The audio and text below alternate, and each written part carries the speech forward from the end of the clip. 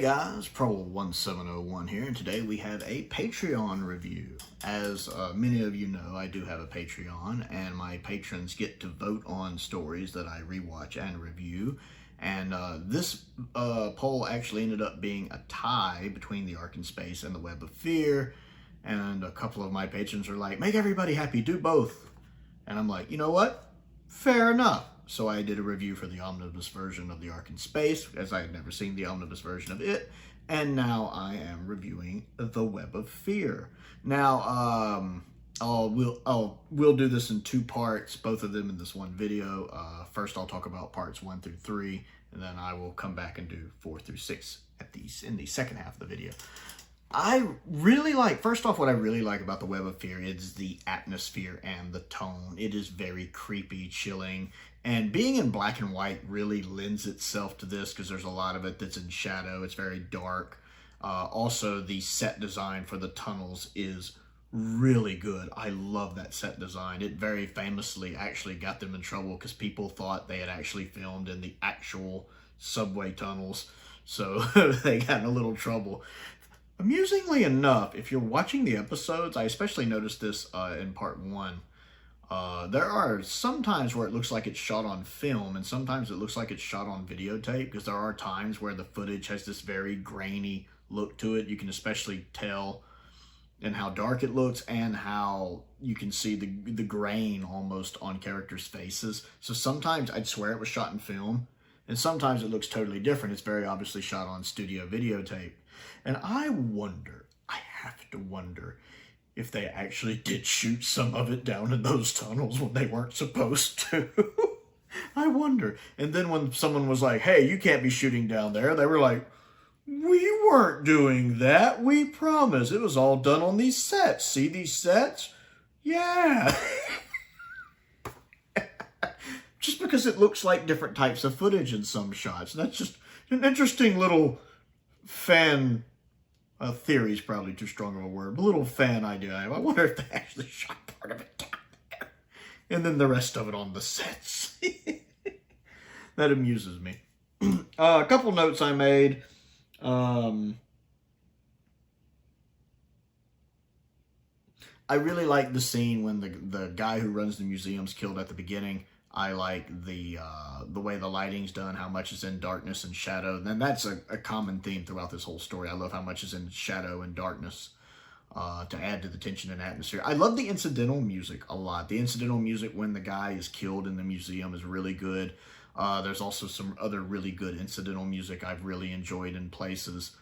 So big fan of the incidental music. Sometimes I don't notice it, but when I do notice it, I'm liking it.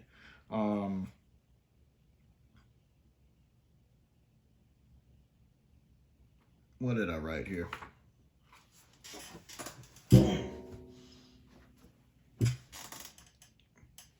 Not as bad as I thought. Oh yes, the second Doctor when he's trying to land the TARDIS, or he's doing something with the TARDIS, and he expects it to be bad, and it isn't. It's just slight. He goes, "Oh, it's not as bad as I thought." Then it gets bad and knocks them all to the ground. That's such a second Doctor thing to say and happen. Not so bad after all. That's so in keeping with the second Doctor. I absolutely love that. It's very much a Troughton moment. I love the guy who's playing Staff, the staff sergeant they just call Staff. I really like him in this story a lot. Just the actor, the way he plays the role. I'm a huge fan of how he's playing the character. And having seen the story before, I'm a huge fan of how he plays the character throughout the story, actually. For some reason, he just jumps out at me. He's one of my favorite performances in the story. I'm really liking Anne Travers, too. The actress playing her is really good. I love that scene when her and Rex are kind of having their little talk. Not Rex, Knight, Captain Knight. I keep wanting to call him Captain Rex. Captain Knight is having that talk. I like Captain Knight a lot, too. And he's like, well, how did you end up, doing this? And she was like, well, when I was a kid, I had this weird dream about wanting to be a scientist, so I went and became a scientist. I love that answer. She has this little snark to her, this very strong streak of independence, which I like. The same thing when she was kind of going off on the journalist and giving him what for. I really liked how the actress was playing Anne Travers. Plus, I like Anne Travers as a character. Now, Professor Travers, you can very much tell it's an actor. Of course, Jack, Deborah's father, Jack Watley, that he is a younger actor playing an older character. I can tell because he's very much, okay, I'm playing this the way I think an older person is supposed to be. Like you can very much tell. It doesn't distract from the performance. It's still a good performance, but it is very much a person who is not old playing a person who is old. You can tell in some of the mannerisms and the way he talks. I also do like Captain Knight a lot. The actor playing him is doing a really good job. It's a fantastic introduction for the Brigadier as well. It's a shame episode 3 is missing, but it's a great introduction to the Brigadier thus far. And Troughton not being in episode 2 doesn't really hurt it. I'm guessing Troughton was on holiday. He's not really in episode 2. But that gives time, one, to focus on Victoria and Jamie a bit. It gets us time to get a little more acquainted with the guest cast and to focus on the story and move the story along a little bit. So that's actually not very hampering at all. The episode 1 cliffhanger is nice, even if it is the Doctor just kind of, And the episode 2 cliffhanger is really good, actually, with the foam building up with Jamie and the driver. The guy playing the driver is funny. I don't know why. Just the way he plays that role is very amusing to me. So kudos to him as well. And then I'm enjoying the story. Again, I like the scary, spooky atmospheres, the things in the dark, you know, that can come get you with this. And it's working as a nice sequel to Abominable Snowmen. If you've seen Abominable Snow, you know, especially when this first aired, you'd seen Abominable Snowmen earlier in the season, and now you're like, hey, something familiar, but in a totally different setting. That's pretty neat.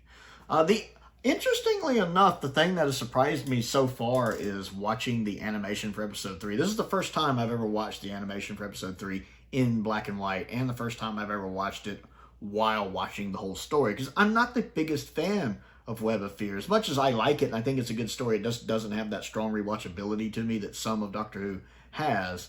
So the only time I'd watched the animated episode of Web of 3 was back when I first got the Steelbook.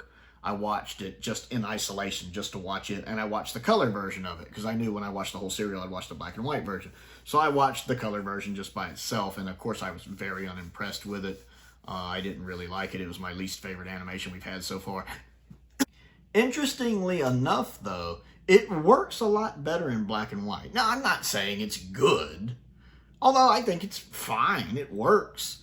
I wasn't having problems with it like I did when I watched it in color and on its own. I think it blends in with the surviving episodes fine. I'm not saying stellar well, but fine. I realized as I was watching it, I wasn't really having problems with it. Being in black and white really helps. Much like it helps the tone of the story overall and adds a creep factor, it really does a lot. Because one, instead of having all of the different colors on the screen, you notice more of the bad stuff, like the exaggerated movements that are so unnatural, which is odd because it was done with motion cap. But obviously people who didn't know what they were doing with motion cap, or at least the performers. But being in black and white, that kind of blends in more in the background, so it's less noticeable. Like the scene when the Brigadier is giving the lecture and the lights are out. You know, that's a very dark scene on the black and white version, so you don't really notice the problems. And the facial expressions, the faces looking so off, are less apparent too. I found myself going through the black and white version of the animated episode 3, not really having a strong problem with it. It was fine.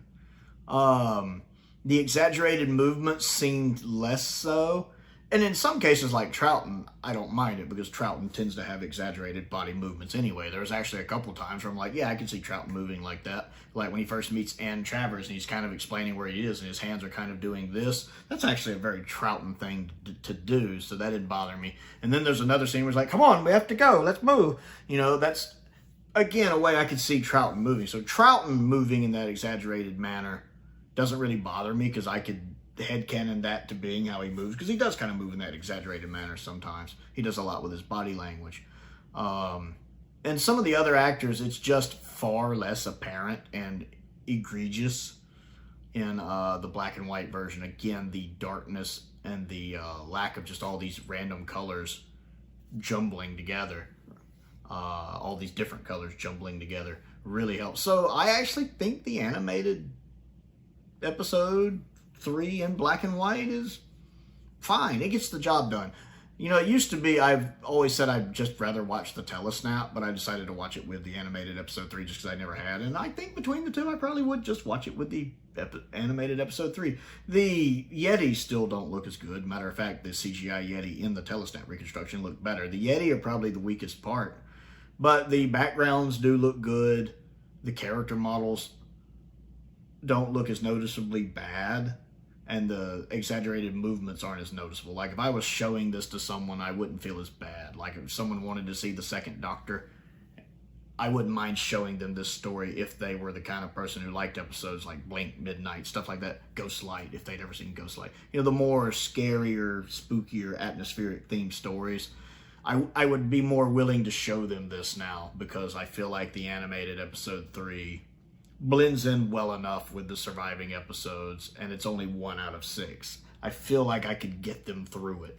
So that's been the biggest surprise, is the fact that the animated episode 3, it's passable. I'm fine with. Also, it has a good cliffhanger, of course, with the Yeti surprising Professor Travers. I do like that cliffhanger a lot. So far I'm enjoying it. I'll watch the second half, and then I'll get back and we'll talk about part 2. And let's talk about part 2 of The Web of Fear. Yes, I do have that wonderful limited edition steelbook, which is quite nice. Now, episodes 4, 5, and 6 were really good. I kept expecting the story to let me down, because I've seen it once before. I always find Web of Fear a little overrated, like a lot of season 5. I never quite understand why, but I seem to recall at some point the story just not quite living up to the rest of the story. That didn't happen. I enjoyed it. I liked episode 4, 5, and 6. Episode 4 was great. We had that wonderful shootout with Unit and the Yeti, which is really fun, and I recognize some of the guys in Unit from the Havoc team. I know one of them specifically I recognize because he's also in the big shootout scene early on in Ambassadors of Death. Matter of fact, I'm trying to remember if that's Terry. That might actually be Terry. I'm not sure. But it's really cool to see. It's really well executed. I like it. They need more grenades and more rocket launchers. The bullets are doing nothing. So that's cool to see. It's nice seeing Nicholas Courtney as the Brigadier for the first time. Not the first time he's in the show, but the first time he's playing the Brigadier, who's actually the Colonel. He's a Colonel in this one, Lethbridge Stewart, which is always fun to see. I like the cliffhanger of episode 4 with the intelligence, just like when it's Trevor's and he's just leaning over the Yeti. I really liked episodes 5 and 6. It moved at such a good pace. Like, I kept wanting to sit here and go, it drags, it needs to be a part shorter. That was my intention, thinking at some point I'd have to mention it drags and needs to be maybe an episode shorter. That's not true. Maybe it's because I watched the first 3 episodes last night and the other 3 episodes today, instead of just powering through all 6 episodes. And let's be honest, Doctor Who was originally intended to be watched 1 episode at a time, not just in one run through like a lot of us, power through it now, especially a 6-parter. But I was enjoying everything that was going on. I remember when Staff originally died when he went into the web. The first time I watched it, I remember going, no, I liked him. And then when he shows up later, I'm like, yes, he's still alive. And then the twist with him at the end, I was like, no! I just like Staff as a character. The actor playing him, I don't know why. I just really like that character. Just a lot of his dialogue is kind of funny to me in places. I don't know why, but I like him a lot. I had almost forgot about the reporter guy until he showed back up. And Staff's like, I forgot about you. And I'm sitting there going, me too. I love the episode 5 cliffhanger with the foam busting through the wall of headquarters. That's a really good cliffhanger. The mystery of who the traitor is being kept up right there till the end. The Doctor being frustrated that Jamie interfered. I love it sometimes when Troughton's like, well, why didn't you just leave it alone? I love that. I don't know why, but I just love it. Troughton's so good. And Troughton is phenomenal in this story. He really is. He's like he always is. He's so good. And I forgot that the guy who's the driver, not supposed to be here, the driver, I could have sworn he died. The scene when he runs into the Yeti, he's like, you don't want me? Not me. I could have swore they killed him. For some reason, I had it in my head he died. Because I remember being disappointed he died, because I liked him. I don't know why. I like the driver. Just the actor who plays him in such a comedic way. Not into pantomime or camp, just a bit of a comedic tone to the guy. Like he's just unintentionally funny.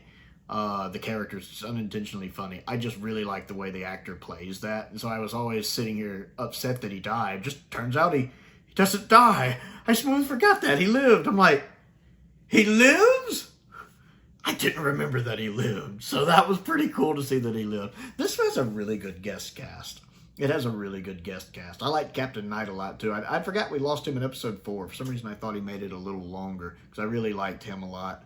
And, of course, Ann Travers is really good, too, as I mentioned in part 1. I like the resolution of the story. It does seem a little easy with the Doctor just crossing wires, but sometimes, I like when sometimes the solution is something simple like that the enemy just doesn't think about, that the enemy has this grand plan that gets foiled because of one little detail they missed. That's kind of neat in a way. I kind of like that sometimes when it's done right. I don't know if it's done right here, but it still fills out its 6 parts really, really well. I think what it is with Web of Fear for me is it's going to be a lot like Genesis of the Daleks. It's that top shelf story that you don't watch often. You save it for a special occasion. Because I don't watch Genesis a lot. I love Genesis. I want it to fade from my memory enough to where when I do watch it, I get the full impact of it. Unlike something that's more standard fare like Destiny, which I can just rewatch a lot. Because it's just Destiny. It's fun. Web of Fear is a lot like that. It's got good atmosphere, good tension, a great feel to it, great set design. Black and white really lends itself to this. I don't ever want to see this in color. Trust me, I can tell you just from the animated episode that looks terrible in color. I would not want to see this in color. Leave it in black and white. That lends to the feel of the episode.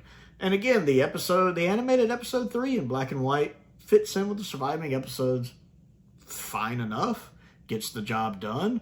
It's not just the utter garbage that I think the colorized version of it is. I can get through it well enough and be like, good enough. Better than the Fury from the Deep animation. So yeah, I was really pleased, surprisingly pleased with how much I enjoyed this rewatch. So good job on the patrons for voting for this one. Well, some of them. Some of them also voted for Ark in Space, and that one got watched too, the omnibus version. So yeah, the Web of Fear. What do you think of it? Comment down below and let's talk about it. Don't forget to click the like button and the subscribe button as well. I also have a Patreon if you would like to support me on that. There's a link to that down there. If you would like to vote in polls and stuff and get to kind of have some say in the stories I review, like this one, there's several different tiers there to choose from. Although, to be honest, I tend to let all of my tiers vote, even the entry-level tiers. Most of the time, I tend to be nice and let them vote in polls. So if that's something you're interested in, I also have a P.O. box if there's anything you would like to send me to look at and review. I did recently get The War Machines and the Reign of Terror, so I will be rewatching those soon. Very excited about that. Very huge thanks for those. I also want to give a shout out to some of my top tier patrons, Stephen Crane, Colin Coney, and Finn Perkins. I appreciate their support as I do the support of all of my patrons. It's very much appreciated. I also have a link to my Amazon wishlist down there and a link to my Amazon UK wishlist down there as well. Most importantly, thank you for watching. Hey guys, Prowl 1701 here, and today we're going to be reviewing part 2. Oh, wait a minute.